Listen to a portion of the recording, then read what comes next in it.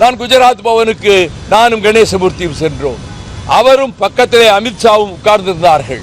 அவர் சொன்னார், நீங்கள் குஜராத்திலே வந்து மத நல்லிணக்கத்தை பற்றி நீங்கள் ஆங்கிலத்திலே பேசியதை நான் தான் குஜராத்தி மொழியிலே மொழிபெயர்த்தேன், உங்களுக்கு ஞாபகம் இருக்கா என்று கேட்டார். அதை எப்படி மறக்க முடியும்? முரளி மனோகர் ஜோஷி வந்து நான் இந்தியில டிரான்ஸ்லேட் பண்ணப்ப அவரை திருப்பி அனுப்பிட்டு நீங்க டிரான்ஸ்லேட் பண்ணீங்க, அதெல்லாம் இருக்கட்டும். இப்ப எங்க நெஞ்சில குத்திட்டீங்களே, முதுகிலே இல்ல நெஞ்சிலேயே குத்திட்டீங்களே தமிழர்களுக்கு. நீங்க அந்த கொலகார பாவிய இசை பிரியாவை கற்பழித்து நாசமாக்கிய ராணுவ வீரர்கள் கொட்டமடித்ததை சேனல் 4 உலகமெல்லாம் காட்டியதே அந்த கொலைகாரனை, 8 தமிழர்களை நிர்வாணமாக நிற்க வைத்து சுட்டுக் கொண்ட அந்த கொலைகாரனை, 1,37,000 பேர் அப்பாவி மக்கள், ஆயுதம் ஏந்தாத மக்களும் அவர்கள் வன்னி காட்டிலே அந்த வழியாக வருகிற அவர்களை அனைவரையும் சுட்டு படுகொலை செய்து ஆயிரக்கணக்கான பெண்களை கற்பழித்து நாசம் செய்து இன்றைக்கு 90,000 விதவைகள் ஈழத்திலே தமிழ் பெண்கள் இருக்கிறார்கள்.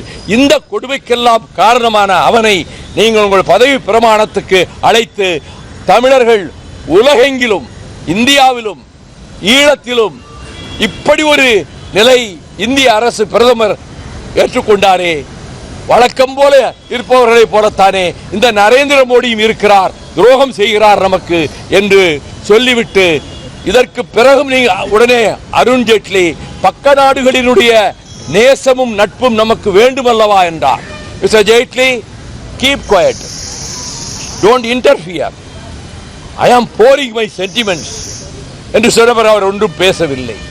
நான் எல்லாம் சொல்லிவிட்டு நான் ஓரளவு விவசாய குடும்பத்திலே கொஞ்சம் வசதியுள்ள குடும்பத்திலே பிறந்து காங்கிரஸ் குடும்பத்திலே பிறந்து திராவிட முன்னேற்ற கழகத்துக்கு வந்தவர்.